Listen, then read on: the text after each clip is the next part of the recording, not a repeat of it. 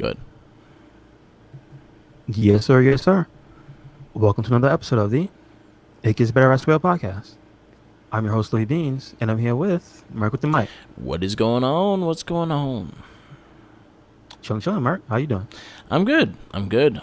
Sadly, I don't have a TV this week because I had to do all this warranty bullshit. So they sent me a new one. At least they sent me like an updated one. Oh, I thought you were going to say you were watching a sports game and you threw your phone through the television. No, I would be more like I would be mad, but it just happened nowhere, and the panel just stopped working. Okay. So Gotcha. I gotta wait for a new TV. It's sad because I was like on the verge of finishing Mass Effect 3, and I had Ratchet and Clank this week. So I was like, damn, I gotta wait till the fucking TV comes in. But anyway, yeah. Other than that, just been reading comics. I've been catching up with wrestling because I've just been watching shit on my phone. So, shout out to the New Day with the Power Ranger fucking suits. They were awesome.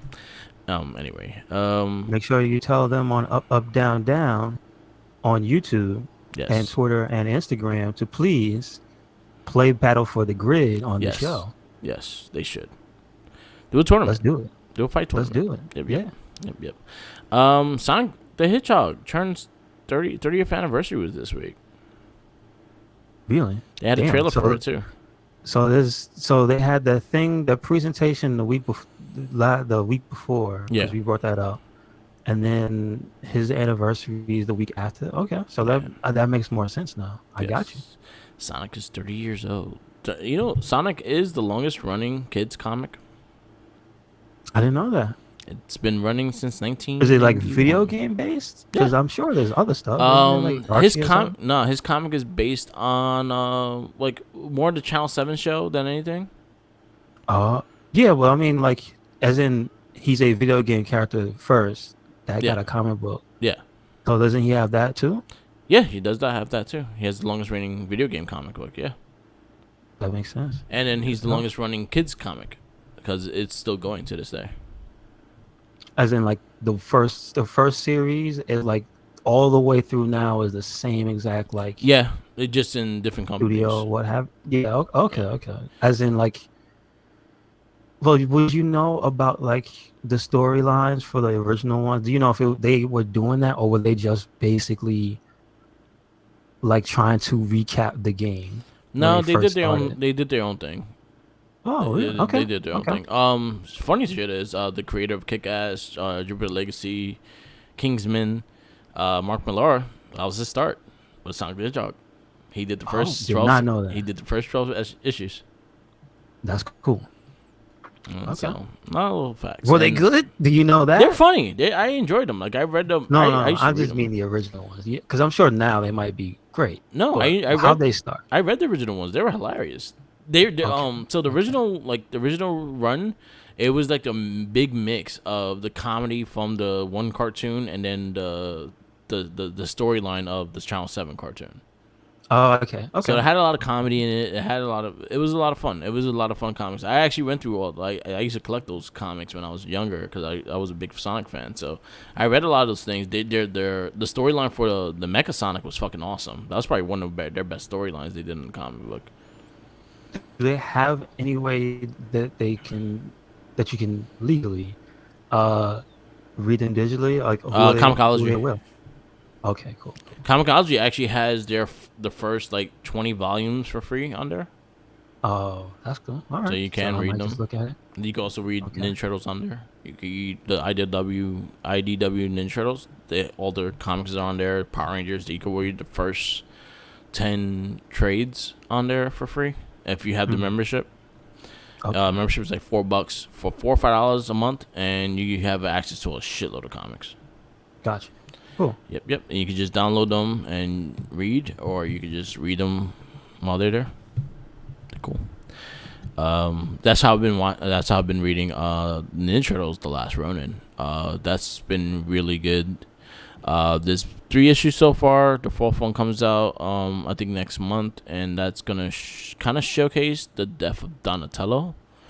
Really? Wow. So in the beginning of the show, before the show, before this book started, it was a big mystery who the turtle was. Mm-hmm. I think we had a discussion about it. I was telling you about it, and I think Mm-hmm. me and Tommy was going on it on the Shell Shock cast, and he predicted it was going to be Donatello. I predicted it was going to be Michelangelo. Yeah. I called it Michelangelo. I was like the only person, like, if I really looked at it and knowing what I know from Ninja Turtles and stuff like that. Ninja Turtles. I was talking about Ninja Turtles. We are reviewing the first movie today, which I'm very excited about because I love it. Well, we're not reviewing. This is the movie that we are at out of our superhero comic book movies of 2 decades. So Yes. we are at that. So talking about turtles, it just seems fine. But anyway, with Last Ronin, they kind of give you a mystery of who the turtle was because all you see is a turtle in a black suit. He has a black bandana. He doesn't have wear his colors, and he has every single weapon. So it's not like a particular weapon he's using one or he's using all 4. So they kind of did that as a mystery. So when you read the first book, you learn by the end of the last issue, you learn who it is, Mm-hmm. Mm-hmm. and it was Michelangelo.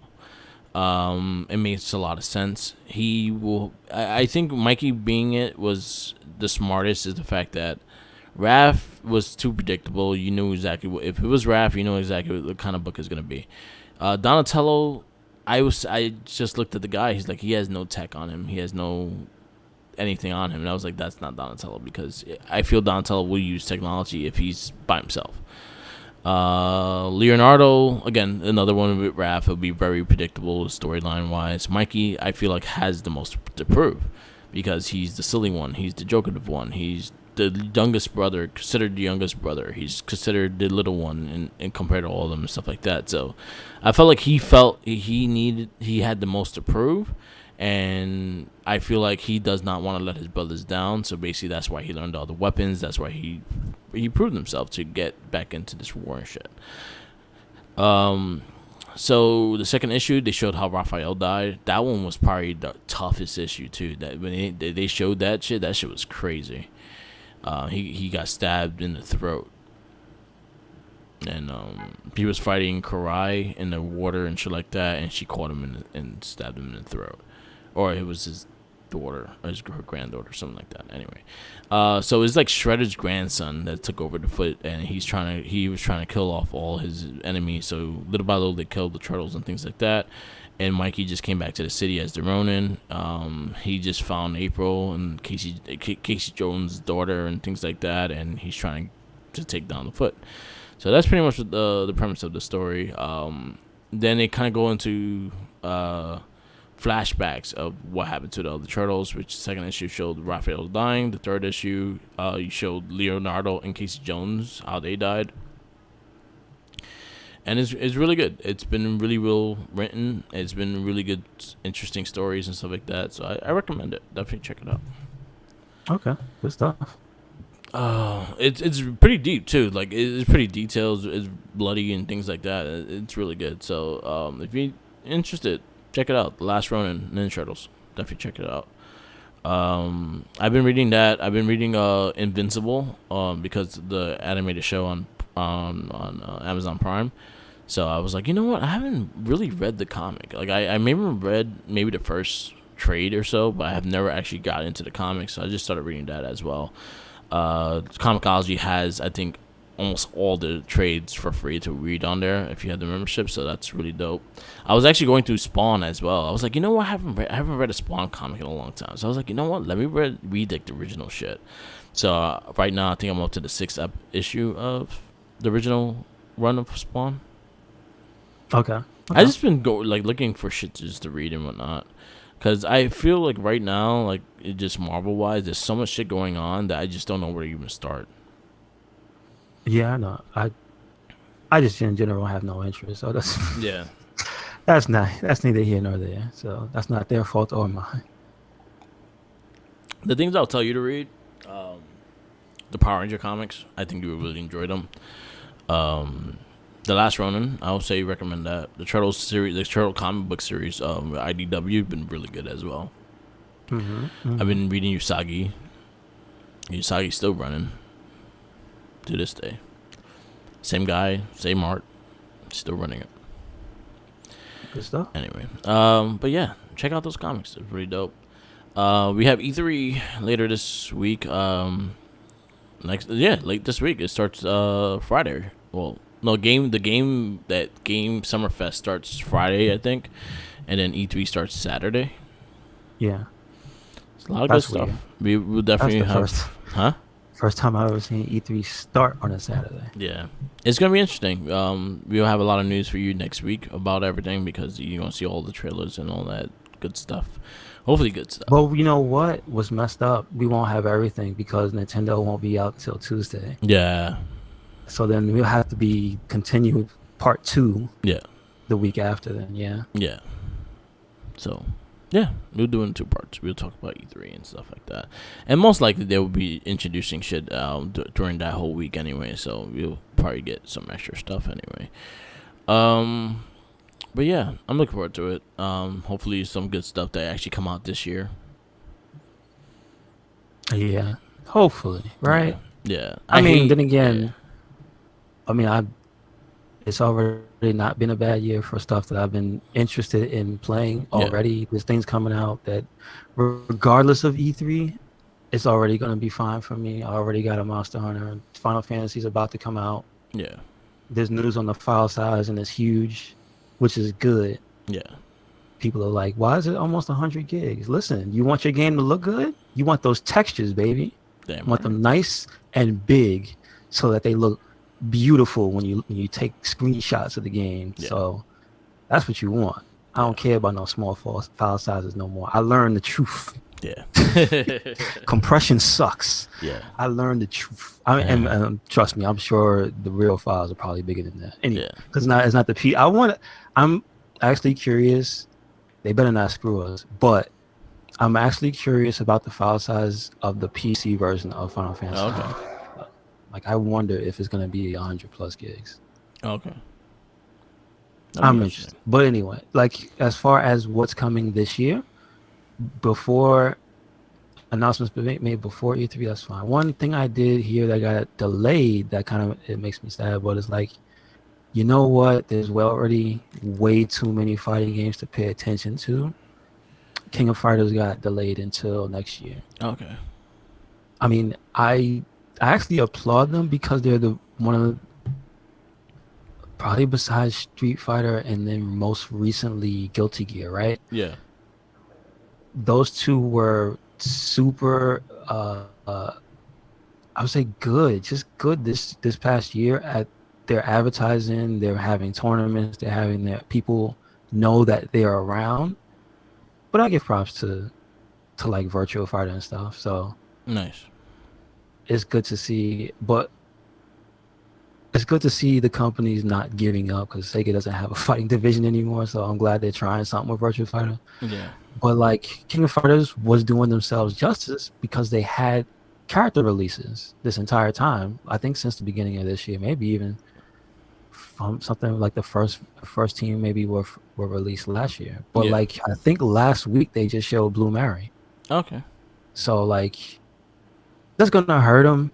But I think if they really space out the reveals, because there's usually like 50 characters in King of Fighters, they'll be all right. Okay. They also just had a reveal for Amakusa, which is the original boss from Samurai Showdown 1. Okay. And they are in the latest Samurai Showdown as DLC. Cool. And they had a trailer for that. So this is stuff coming, and that's pre E3. Yeah. So, hey man, what's the number one thing that you think would make E3 for you?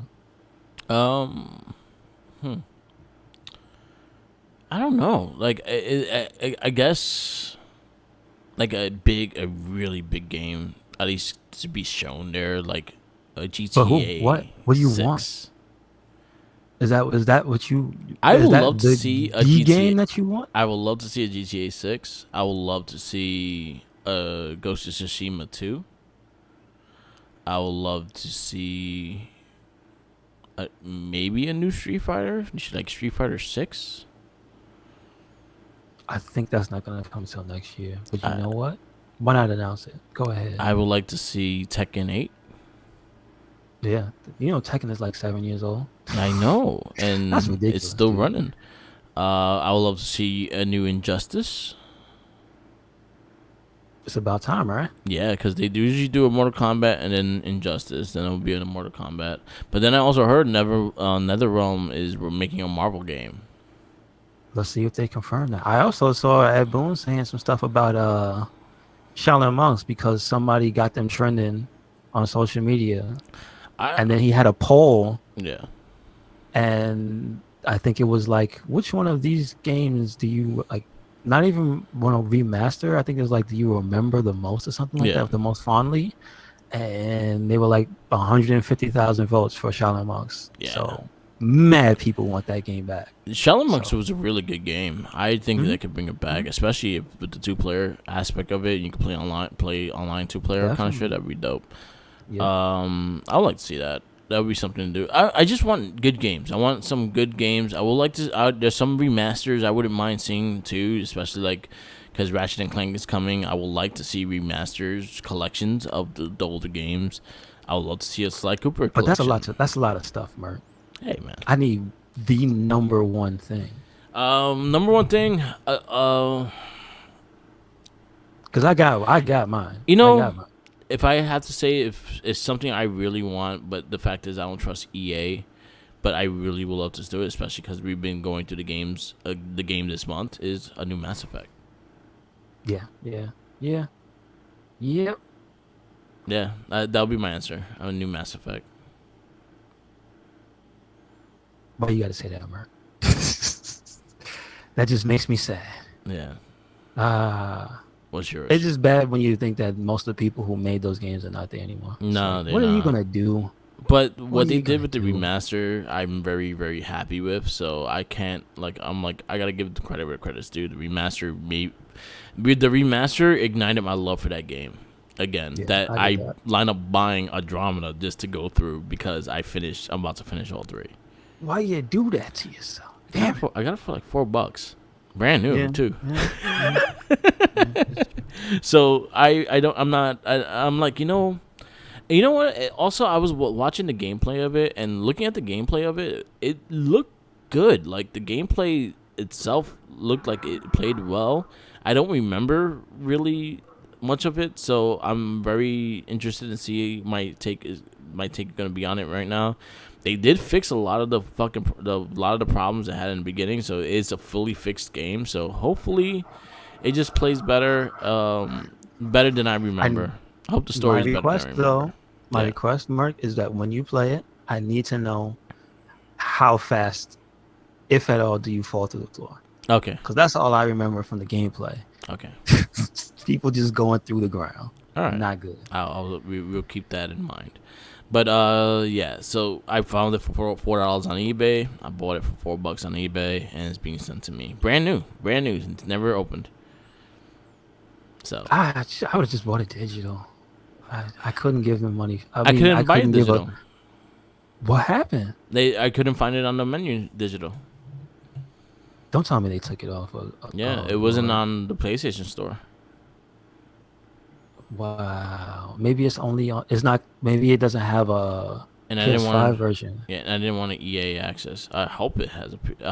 That's probably yeah. You probably have to because I have to sign into Origin on PC whenever I play it.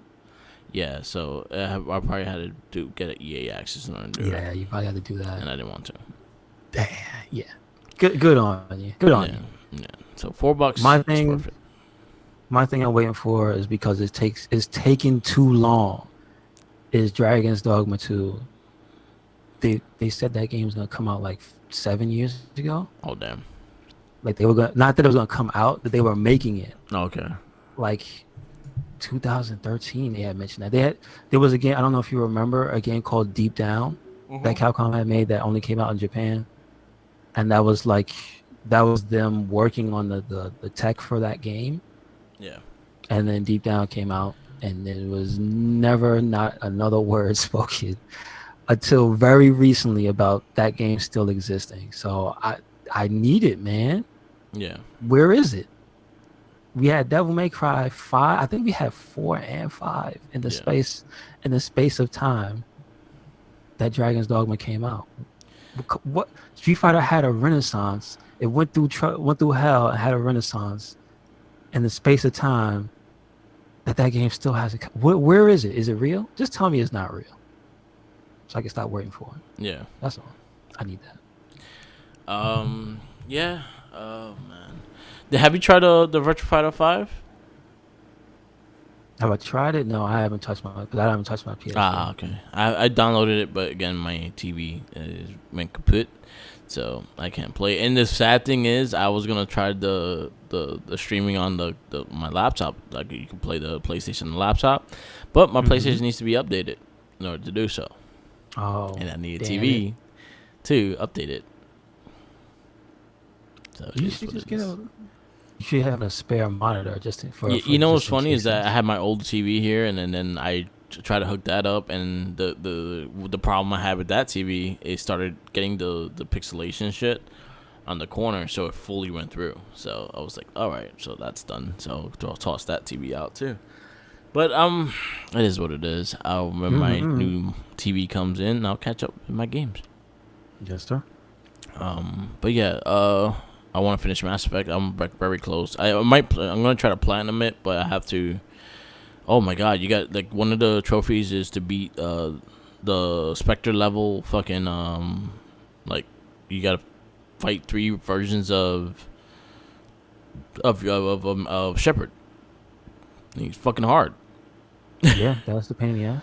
Yeah, so are there difficulty trophies in those games, or they took those out? What they did was, so Mass Effect 1, 2, and 3 all have their own trophies that you can platinum, and then they have one Mass Effect Legacy, legendary, the game itself, trophies, and those have the insane, hardcore insane thing. So like you beat on, and one trophy is to beat one game, the other one is for the 2 games, one is all 3 games. Okay, but the one for the entire game doesn't have the difficulties, right? It's only the ones inside the game. Yeah. Okay. Cool. The cool thing is the fact that you could get 4 platinums off of just one Mass Effect game. Okay. So you can platinum Mass Effect 1, 2, 3, and then the overall one where you can platinum that as well. Okay. Gotcha. So that's cool. So I platinum 1 and 2 already, so I'm trying to work on 3 right now. But again, once my TV's back, I'll get back into that. And hopefully Ratchet and Clank, and then Ratchet and Clank would be here once that happens as well. Yep, good stuff. Looking forward to it. Yeah. You want to get into this movie? I think there's a picture of Aloy in Fortnite. I'm not sure if she's in that game. I think she is. Do not recall. I think there was a Horizon area they put in. Oh, okay. That I think it's one of those things that's limited time and phases in and phases out. Okay. But I swear I see a picture of Aloy. Yeah. She's sold out, bro. It's not fair. They've all sold out to Fortnite. Everyone's selling to Fortnite. It's the easiest money grab there is. I mean, for the New Day to be in Fortnite. Taking their sweet time. Get in there. Hurry up. I have a feeling WWE is going to be part of Fortnite. I'm surprised they're not already, right? Yeah. Makes sense. You'll see Roman Reigns. I'm surprised there's not just a The Rock skin or Dwayne Johnson that's coming. Skin. That's definitely coming. Like, it should just be him.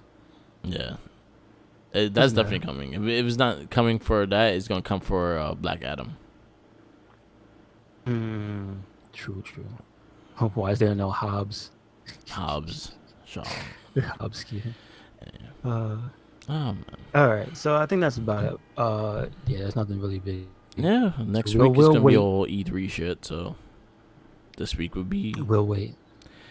So our movie this week for our comic book and superhero movies of 2 decades is Teenage Mutant Ninja Turtles, the 1990 movie. Yes, sir. It is rated PG. It is in 1 hour and 33 minutes. It is classified under action, adventure, and comedy. And it debuted March 30th, 1990 in the USA. Yep.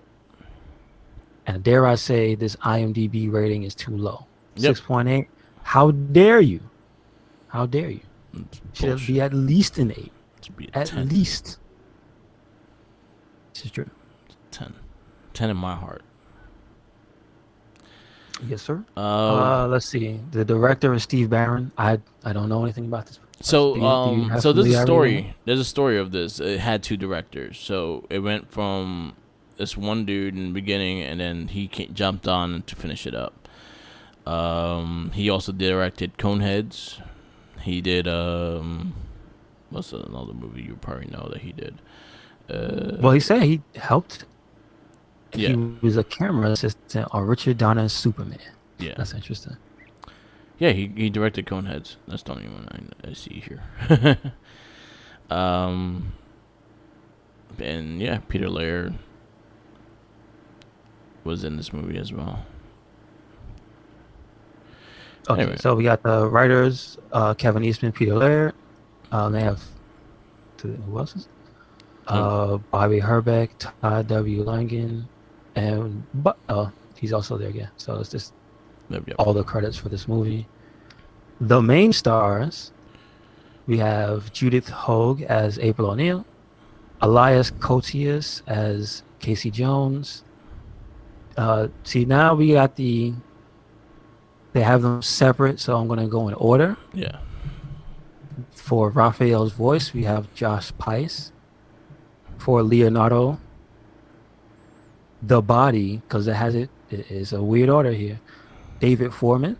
Yeah. The voice is Brian Tochi. For Donatello, the body is Leif Tilden. The voice is Corey Feldman. For Michelangelo, we have Michelin Sisti as the costume, and the voice is Robbie Wrist. Yep. For Splinter, they don't tell you who did the puppet. I think he's a puppet. He's a puppet.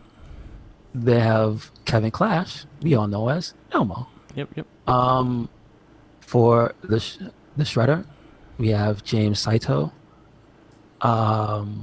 See, and here's the thing: Shredder had a voice. Yeah. Had a voice over. David McCarran. Yep. Is his voice. And it says Slasher Rokusaki. I did not know the guy was dubbed. And So Tatsu, that's one same I thing. know. Tatsu, yeah. Also, but it didn't make sense for Tatsu to be voiced. Yeah. Come on, that looked weird. Anyway, Tatsu, yes. Toshihiro Obata, R.I.P. Because we know we lost him not too long ago. Yeah. The Tatsu voice is Michael McConaughey. Yep. And that's one that really just what? You and I both know he has like 3 lines. He says like 2 things every time you see him. Play. Yeah. Very weird. Very weird. But anyway. And then also Danny, because he is the main character. Yep. And he's played by Michael Turney. Michael Chang. So- Jay Patterson was Charles Pennington. And then Was that the Sam father? Rockwell, head thug. Oh yeah, that's the one that they always point out was somebody famous who played like a minor character. Yeah. So I have extremely fond memories of this movie. This is like to this day is one of my favorite movies of all time. I could watch this movie over and over again. I still laugh at the same scenes. I still laugh at the one-liners and things like that. I think this movie really captured what the Ninja Turtles were and what Ninja Turtles are, and what I love about what the comic books do and everything like that. I think this was this was the standpoint of seeing their personalities, as because in the cartoon they're kind of generic. They have their little traits, but they're not really. Again, they're fun-loving things like that. Like I said to you in another cast, like they don't consider themselves family. They don't consider Splinter family. This one, they're brothers. They're brothers. Splinter's their father. Sensei, their father, kind of thing like that. And this is where you start seeing that blueprint of that, and that carries over to every single other iteration Ninja Turtles after this. Okay, cool. So did the cartoon was before this, right? Yes. How long was it out? Was it 87? I think it was. Or 3 years. So, and in those 3 years, it was like, so that's 3 complete seasons, or was it like 3 or 4? Yeah. Okay, cool. So they're already, just making sure they're already established at this point, Yeah. right? Yeah. Okay, got you. So that was something I just wanted like the personalities and the traits of what the turtles are in this movie is pretty much what it is now. Like that's the blueprint of what Ninja Turtles is right now. If you go to any of the movies, you go any of the comics, like that, the traits are there. Like Raph is the angry, always angry, things like that. Mikey's the fun, playful one. Donatello's the genius. He's the smart one. Leonardo's the leader and shit like that. So that I didn't. has The one person I didn't get a full sense of what they were about was Donatello, yeah. Because in this one, he's because more they silly. didn't. Yeah, he's you can the personality trait that you pick up off of him is that he's just on the same wavelength with Michelangelo. Yeah, You do not get his intelligence. You get that he's like a thoughtful person because he's yeah, not ready to blow his top and everything. yeah. But he's not the one that comes up with any plans for anything. He's not even the one that fixes the truck Nah. So when him and Casey Jones yeah, are chilling. yeah. Like they You, so you see that trait in the second movie because he helps create the little ice cube shit that they try to feed Toka Razor. so yeah. But again, Yeah. this movie is not here. Yeah, It's it's not not there. present. No, it's not like you see the intelligence. No, you don't. You kind of just expect it from what you saw from the cartoon. Hmm. But yeah, this movie again. I have so many memories of it. I remember actually seeing this as a kid, going to the theaters to see this. My mom took me to see it, and I was blown away. I love this movie. To this day, I love this movie. I love the scenes. I love the one-liners. I like the style of it. I like just the feel of the movie. It just does it for me. And again, this is going directly to my number one spot just because I can't not to put it. But the other crazy thing that I love and just hearing the stories about this movie and about how many film movie people like film companies denied it. This was built as an independent movie. This was not like franchise like it's not like a Nickelodeon bought it out and they're making movies. No, this one was funded by the New Teaser, like New Line Cinema gave it a chance, and that was the only thing. A This Warner movie, Company. yeah. It tells you at the bottom of the screen. Mm-hmm. So it's crazy to create. It's crazy how this movie was made and how small the budget was and everything like that. And this was considered for the longest time one of the highest grossing independent movies. Gotcha. That's very good. And Like it's cool to know that the Turtles holds that one of those legacies. That's cool. yeah, and this also was a very so. Jim Henson did the costumes and everything, the costume work and everything like that, and he hated this movie Oh, because well, of the that's violence. unfortunate. He did not like the violence in the movie and things like that. I mean, I can see that. I can see Yeah. it. You don't want your work something you don't want to be associated with. Yeah. Violence. I get it. So he did the costumes, he did everything like that, but he didn't stay on for the movie. His production crew did, but he didn't stay on. So this one has a lot of. I feel like this one for all the Ninja Turtles movies, this was always been the best one because this one showcased what the Turtles are and what they're about. And again, this was the origin of their big storyline. They always switch Splinter's story from the cartoon. He was a human to rat. Sometimes he was a rat that grew and things like that. So that's the one thing that's always like kind of different sometimes. Other than that, the Turtles are the Turtles, and they always have kind of the same like origin story. Yeah. Well, so with this movie, since I've already seen it, Yeah, I I had to do the justice to all the other movies we've seen, and I had to watch it with very discerning eyes. I had to make sure to call it out for anything that yeah, I didn't like that's like Condor Man. I had to give it the same exact justice, the same treatment, because this is the whole point of the verdict, to watch these movies over again, yeah, to see it were superhero and comic book movies pre 2000 and up to 2000, were they all trash? And so no, not at all. There's nothing I can immediately say about this movie makes me want to be like upset or call it out. The storyline is basically,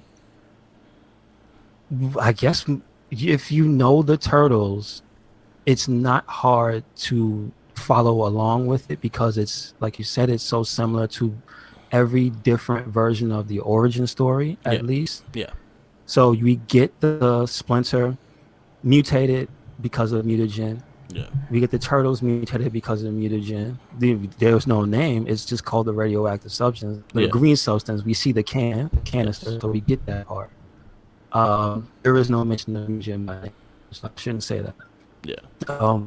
He is a rat from Japan. He's a pet of the rival of Shredder, Yeah. which we know as the main villain of the series. Here, he's a rival like ninja clan leader. Yeah. The tidbits we're given about Shredder is like throughout the movie once he's introduced, because again, he doesn't start as the central figure.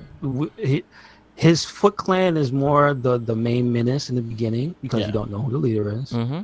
And like it starts out basically showing you that New York is under siege from what they call the silent crime wave. And this entire That's time, fucking hilarious. the first character you are introduced to is basically April O'Neil. Yeah. It's because she's narrating what's going on with the Foot Clan and what's happening in the city. Yeah. So again, I keep saying again, but it's funny that the blueprint Yeah. is here. April, the reporter. She's like basically the eye, like she's the star reporter of where she is. This one, it says Eyewitness News. I don't know if that's not copyrighted for Yeah. anybody to say, but we know that it's Channel 2 Yeah. or Channel 7. Channel 7 here, Yeah. but it's Channel 2 in her world. Yeah. So I thought that was an interesting tidbit. Being from the city where the Eyewitness News is an actual thing. Yeah. I also thought it was cool when you first, because the thing that I think is really cool is the time to turtle is not long. No. So we get the Foot Clan basically bringing us in. They're robbing people. We're introduced to Danny very early. Yeah. He's like just a kid, but you see he's a part of what's going on, just handing off the wallet to Mysterious Ninja Man. But we also see that they are not above assaulting people and taking stuff, because she calls it the silent crime wave, but it's not that long before she's actually put in danger, because at night she has to leave the station and she's basically is going to get mugged. She's in the wrong place at the wrong time. She tries to walk away and they're like, yo, give me that purse. And so this is where we're introduced to the turtles, and the cool thing about it is you don't see anything. Raphael throws the sigh, knocks the light out, which is a plot point, him losing his sigh. Mm-hmm. And then they just wreck shop, beat these three teenage punks up in the dark. Not really something that is like grand in the scheme of things, but it's a hell of a cool way to introduce the Ninja Turtles, because it's like big green giant turtles being ninjas, and it's like, that's cool. That's like one of the cool traits that they have, and it's like to see it pulled off in a movie so good is one of the reasons I like the movie. And then you get the introduction of the turtles right after that. Mm-hmm. But you also, again, like the reason I can't really fault much of this movie is because of how they do not actually. This movie is an hour and 30, right? Or 33. It's not long, but somehow, and I think this is one of the traits of like a lot of the top movies we have. They're not long movies, but they manage to tell you so much information and keep things like from A to B. They keep you going along and they keep you informed. Yeah. Because like I mentioned, the part about Raphael through his sigh becomes a plot point because April picks up the sigh. That's the only clue she has as to what went down. Yeah. So she doesn't know what happened. The cops get there and they're like, "Oh, well, you all right, lady?" And she's like, yeah. She sees the sign on the ground. Raphael's peeking out the manhole to try to get it back. And she sees it and then just yanks it and it's like, yoink. So there's the clue that something else is out there ninja-like. Yeah. Then we're introduced to the turtles, right? Yeah. We see them having fun, laughing. They're basically celebrating after they kick those dudes' ass and save some money. So again, establishing who and what they are early. Yes. They're heroes. Mm-hmm. They're not just green things. They're not monsters. They don't kill people. Yeah, they just rob them. They just rob them once they kick their ass. If you know about the if you know about the, I think this the European name is they're called Hero Turtles in Europe, which I think is funny. So Yeah, Yep. It's hero the turtle. being They don't like heroes. the name ninja in Japan, so they're hero turtles. Yeah, Teenage Mutant Hero Turtles. Yep, Yeah, yep. yeah. Um, I love. I think one of my this is probably one of the best. Like, just I feel like I love the commodity of the turtles together. Like, just their character. I think some of the best scenes in this movie are when the turtles are all together. I think Mm-hmm. their one-liners, them joking, things like that. Donatello again, he's not the tech person that he is like nowadays, but I think him and Mikey just had some great chemistry in this movie. They were the funny ones. They the one that made you laugh the most. But I liked a lot of the stuff that he just did in this movie, especially with the characteristics of the turtles, like Raphael being the loner. Like in the first scene when he leaves the sewer and puts his hat on, and there you go, you got He another puts on the the classic turtle disguise that yeah, makes no sense. and just walks and goes to a movie and stuff by himself because he was pissed. And you see Splinter trying to control his boys, and like, were you seen? And giving the little stories of why they're doing the ninja stuff, things like that. So that brings you to that, and then they start doing their silly stuff. And He wants you to, yeah, he wants them to meditate on the yeah, night's events, and then the music starts yeah, playing, and then they start dancing, and Michelangelo's like, "What? It's just like meditating." and So then you hear Mikey fucking ordering a pizza while he's talking. yeah, while he's talking the whole time, yeah, and yeah. things like So that. you So get that. you see Yeah, so you much get of their everything built. personalities. Everything is built for you. Yeah. It doesn't stop showing you like this world. Yeah. Is There's because so it's much not focused on the layers. city. That's the Yeah. other thing I realized. This movie does not, even though it takes place in basically the most popular, the most famous city in the world, Yeah. especially at that time. Yeah. Because you got to remember when it took place. It was 1990 slash, it was filming in the 80s, like Yeah. 89 or Yeah. whatever. Yeah. So you got to remember where they are. Yeah. And New York City is huge in comparison to most other cities in the world, and Yeah. it's the most popular. Yeah. So you have to realize you have giant mutant turtles fighting ninjas in New York City. They're downstairs. They got a rap for a sensei talking about meditation. They're dancing to music and ordering pizza. And then one of them goes out because he's moody, because he lost his side, and he goes to see a movie like it's no big deal, and they just let him. Yeah. And that part right there kind of had me like, what? Yeah. You just had Splinter just had this serious dialogue with his turtles about the importance of people not understanding, and you must Yeah. remain in the shadows, and this and that. And your boy puts on a trench coat and a fedora, and what we see is him coming out of the theater with human beings. Yeah. It ain't nothing. Yeah. So it just kind of. The movie he saw was Critters, and he goes, "Oh, who watches that crowd?" I don't know what the significance of that is. I don't know if anybody that was involved with this. Who I comes think up with Jim this Henson stuff? might have been involved with Critters. that, but he might not have liked that either because Yeah. Critters was pretty violent. So I don't know. I don't think that's the link. Man. But then you get Casey Jones. you get introduced to all the main characters like really early, and and honestly I feel like they're such a good they balance the scenes with the turtles so well that they're almost, I'll say 90% of the movie the turtles are on screen. Yeah, pretty much. Yeah. They're the focal point of the movie. It's basically them. It starts out as April, but immediately shifts to them. Mm-hmm. And then it stays with them, but the entire time is introducing plot points and Yeah. other major characters. It's still Yeah. the major point, yeah. Yeah. And you get the Raph and Casey stand down Mhm. when they stopped a purse robber, and Raphael showed him the sign, and they were like, "Oh shit!"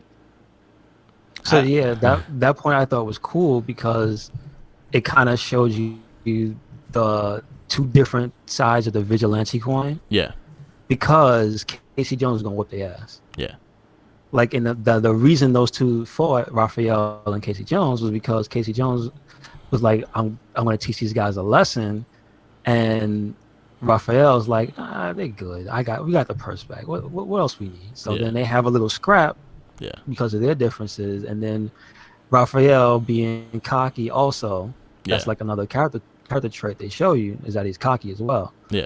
And he gets cocky, and Casey Jones catches him with a cricket bat because he's like, "Who watches cricket?" Yep. You know, I love the little dialogue when they're having that thing. Like, again, upon watching this this time and with these eyes, it just was like I really like the Casey Jones character. Yeah.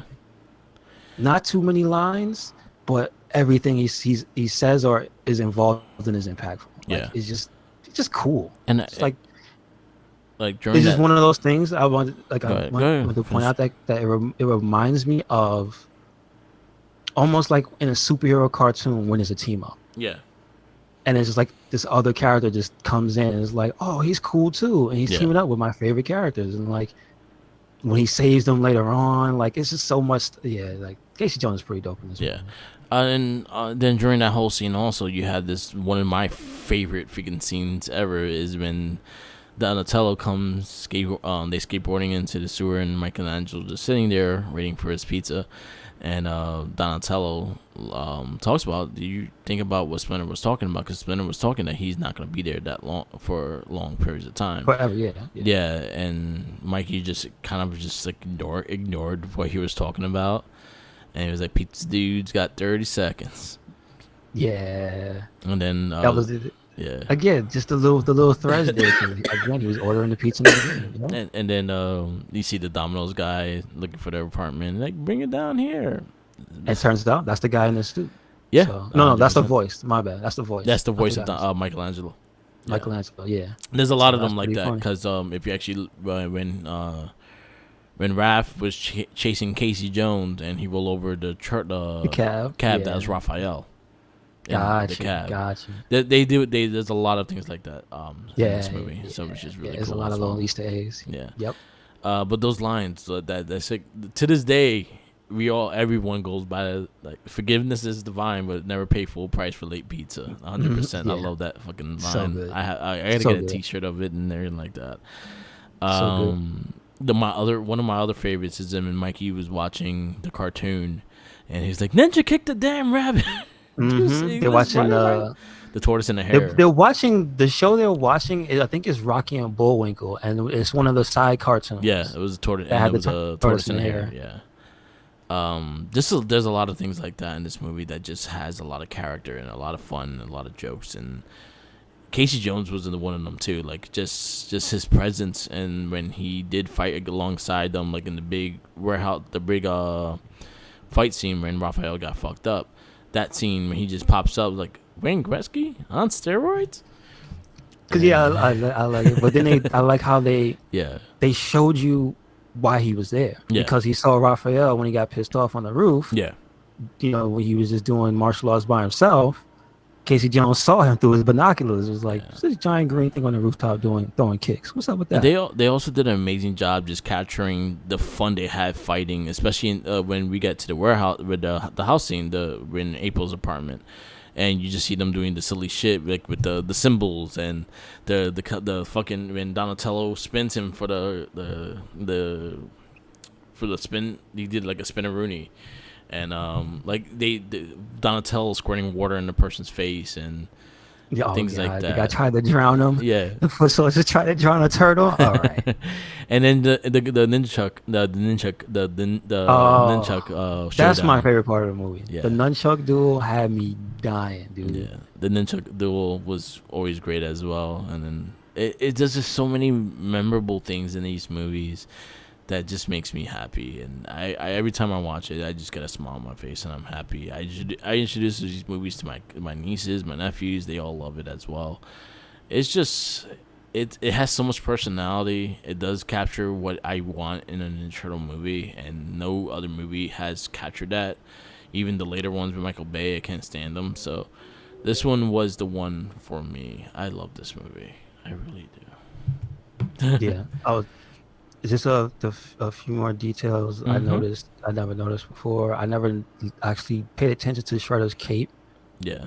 And that it has a detail on it. I thought it was just like supposed to be ripped up, but it's like the little, like it has waves in it that simulate like tears in it. Yeah. And it makes more sense because he's called the Shredder. Yeah.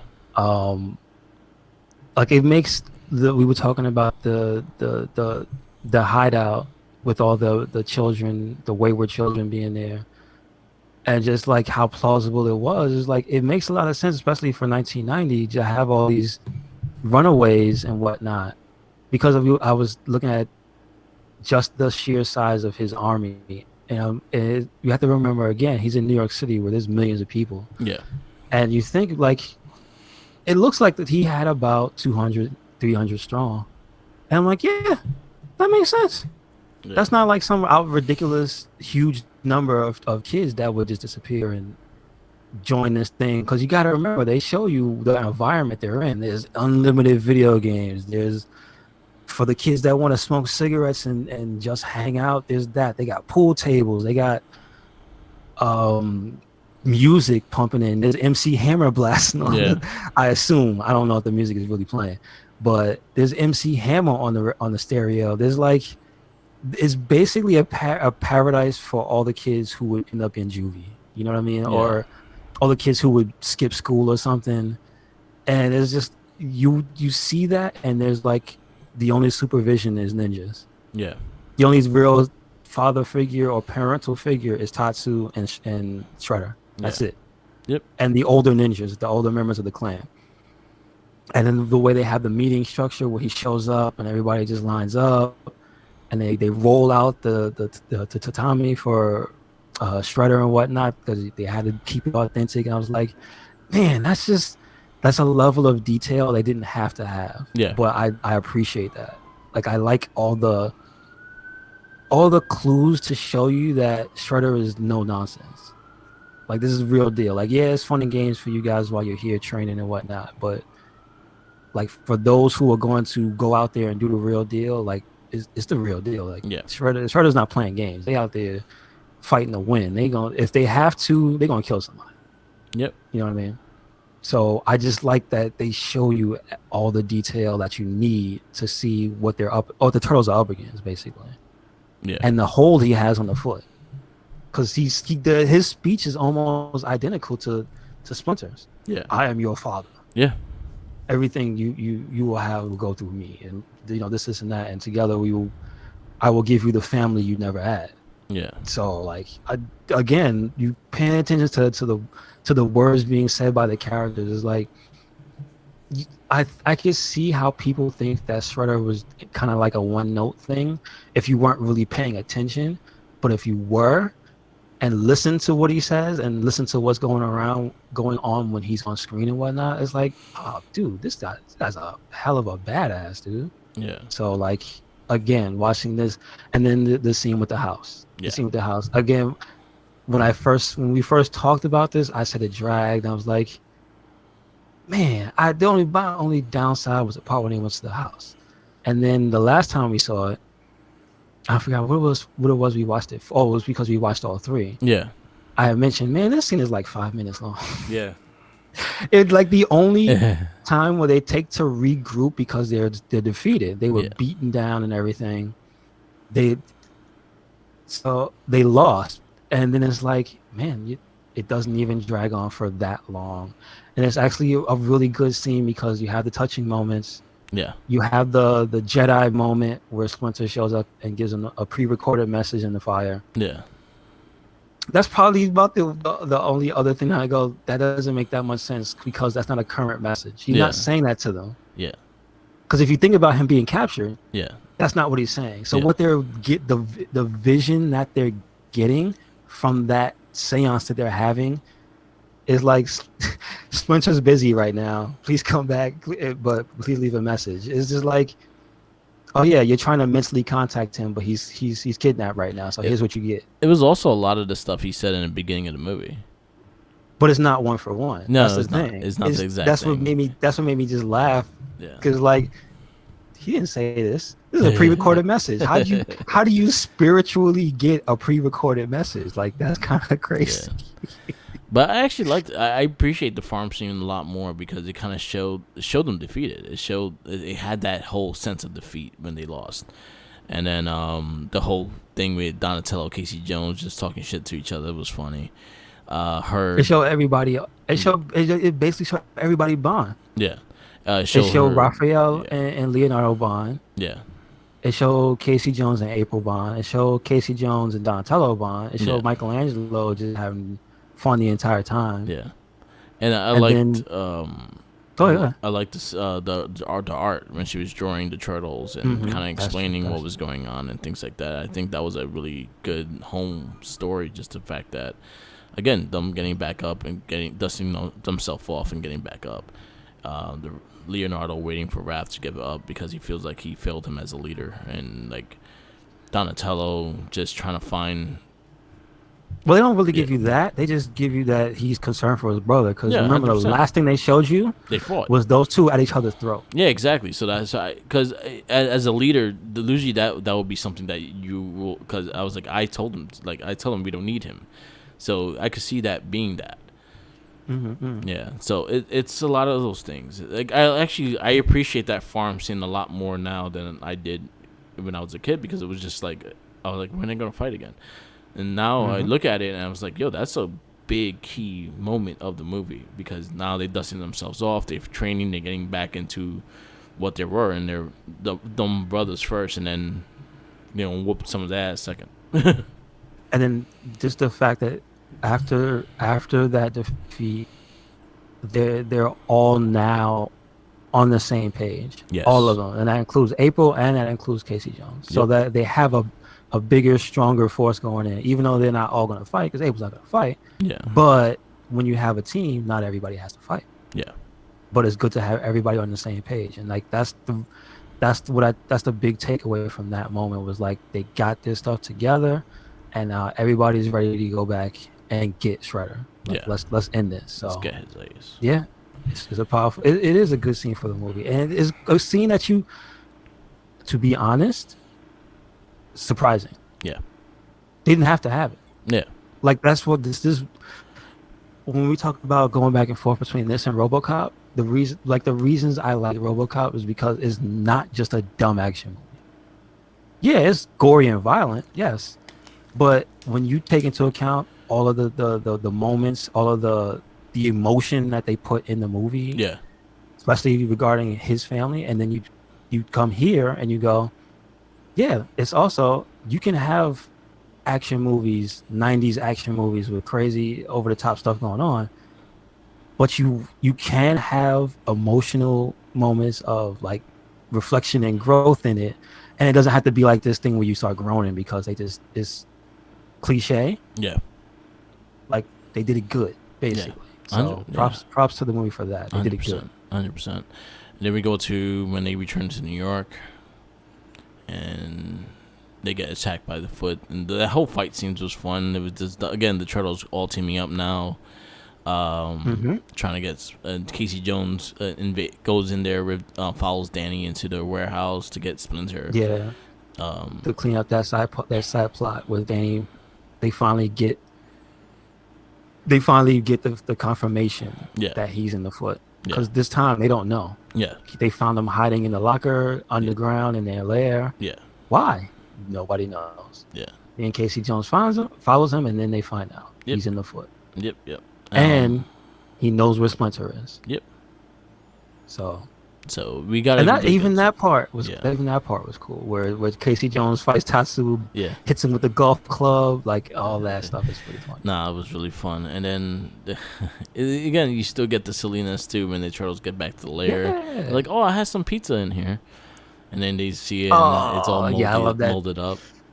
Do you like your pizza with penicillin? Oh. Mikey salutes it, and Donatello's fighting. Yeah. They still have the silliness, and then they also the last big fight, and then the showdown with Shredder on top of the roof. Another key thing to point out: Turtles have never seen him. Yeah, this is the first time they met him. That's another thing too. They don't see the big villain until the end of the movie. Like, it's pretty unique. I'm like, oh, that's cool. Yeah, and he fucking floats down. Still cool. And then he talks shit that he killed Splinter and shit like that, and it's like one of the Splinter's alive, and like do what I did with Splinter's ear, and then they start to fight, and then now you see Shredder. And that was at the part. See his kind of segments. He said that when he showed up. Yeah, because he said, "I'm gonna finish what I started with your ear," but that was after he whooped their ass. Yeah. That's when Splinter comes and he fucking throws him off the roof. But with Mikey's nunchuck. Yep. But it was fun. It was a good fight scenes. It was really good. Even the showdown with Shredder, it showed the dominance and why he is their leader. This is the only time you see Shredder actually fight. Because in part 2, he doesn't do shit. Kevin Nash ain't want to do nothing. So. Well, Kevin Nash did something, but the regular Shredder did not actually fight. So this is the first time we actually see Shredder fight and how much dominance he had. This is pretty much captured from the original comic book, like the rooftop scene and him falling off. This is like exact scene to scene from the comic book, and it was really. And then also, I have to point out they set up his death as in universe death because they have the fight scene at the bottom, and Casey Jones sets up the garbage truck. Oops. Not for that purpose. Remember, he was backing it up to knock ninjas off the ladder. Mm-hmm. So there was a big battle going on down at the bottom, and then as they made their way up. Well, again, that fight scene was also cool of them fighting from the bottom to the top. Yeah, and you know that, like, you can feel now the inspiration for a lot of the video games. Yeah, 100%. I loved it. Again, this movie is just something else. But the last fight scene, him getting all thrown off, and then you honestly think Shredder dead because he got crushed by the compactor. Yeah. Basically, that's how they sell it to you. There's no reason to believe otherwise. So. Yeah. And because also in the original comic book, Shredder's dead. Shredder dies in the first fight. Yeah, he dies in the first comic. So I would definitely see why, because of the history of what it took to get this movie made, that they wouldn't think there was going to be a part 2. Yeah. And then why not kill Shredder? Yeah, exactly. And that's the end of our movie. We get the boys all celebrating like they did in the beginning of the movie. They get all their celebrations out. I like Cowabunga. And then it gets Spencer's with that. And then that's the first time we hear it. Cowabunga. And then it goes TURTLT power T. And then you have April and Casey Jones having there's still this, even though they bonded, they still having their awkward moment, and she's like, just kiss me, I gotta be on camera like right now. Yep. Then you have that, and they're like hooting and hollering on the rooftop. Is again, go Casey. Great. Just a good movie, a feel good movie, but it earns it. Yeah, it was fantastic. They have ups, they have downs, they have more ups. It's funny, everything makes sense. Like it is. I tried to sit there and pick it apart, and I can't. You have to hate everything you're watching. Like none of it will have to be for you. Like if you're a person that just doesn't like these things, that's the only way I can see you not liking the movie. Like it's literally just that good. Yeah, and so, if you're a fan of the Turtles, this is the end all be all of the movies. This was the best one. Yeah, pretty much. So unfortunately. Now the hard part. They got another good movie though. Yeah. Now the hard part. Where it ranks. No, it's not hard. You already know where you rank it. Yeah. RoboCop's still my number one. Okay. Movie. So because it's just yes, I like this a whole lot. It's one of the best movies I've seen. We've watched this entire time, but there's some things about RoboCop that it's just me. Okay. Like I need that. I'll buy that for $1. I need the gore. I need the don't touch me, man. Oh, man. Like I need all. That's me. I need the RoboCop. I need my just the craziness, and I need the gore. All right. So RoboCop is your number one. And RoboCop 2 is number 2. So where you want to put Turtles? It's number 2 for me. Number 2. Okay. Mm-hmm. I gave it the same review though, like RoboCop and Turtles are tied at they both have 5s.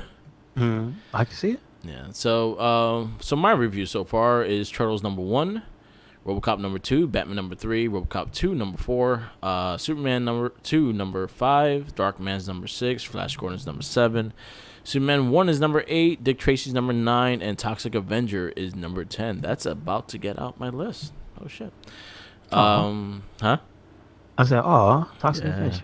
And yours, your list right now is RoboCop number 1, Turtles number 2, RoboCop 2 number 3, Batman number 4, Toxic Avenger number 5, Superman 2 number 6, Darkman number 7, Superman the movie number 8, Dick Tracy number 9, and Flash Gordon's number 10. It's pretty good. Our next movie of our comic book and superhero movies Oh, from I didn't 2 give it a decades. score. I'll join your bandwagon. I'll give it a 5 as well. It's No, tied score-wise. I pretty much just put a 5 because if it's over RoboCop 2, which is a 5, and RoboCop 1 is a 5, okay. it has to be within that. Makes sense. It has to be within that. So, our next movie for our countdown is Guyver. Never seen this. All I know is Jimmy J.J. Walker is in it. Yep, In the and movie. he plays the monster, one of the monsters. Oh, now I'm definitely excited to watch this. Yeah. It's gonna be fun. I haven't seen this movie in a long time. I remember enjoying it. So I think Mark Hamill's in it. He's not the Guyver, is he? I think he's a doctor in it. Okay. Yeah. So yeah, Guyver's next week. Then we have June. It's movies. Right now, we have Guyver next week. We have Rocketeer the following week. We have Batman Returns the week after that, and then Doctor Morbid. What's that? I think that was the doctor of the island. Like he makes metamorphic people and shit like that. Not Dr. Moreau, right? Moreau. I think that's how. Okay. Yeah, I think I said it wrong. And then July we have Meteor Man, RoboCop 3, Blank Man, boy. and The Crow. Jesus Christ, RoboCop 3. What a fall from grace. That's probably the biggest. I'm probably going to rate that a 0. I Yeah. hate that movie existing. Oh man. So that's gonna happen. So yeah, Guyver's next week, and yeah. Watch the Let's intros. do it. Yes. Please. Alright. Do it. Do yourself a gonna- service. All right, we wrap it up. Yes, sir. Thank you for listening to another episode of the It Gets Better Elsewhere podcast. Make sure you catch us anywhere and everywhere Red Cyclone Inc.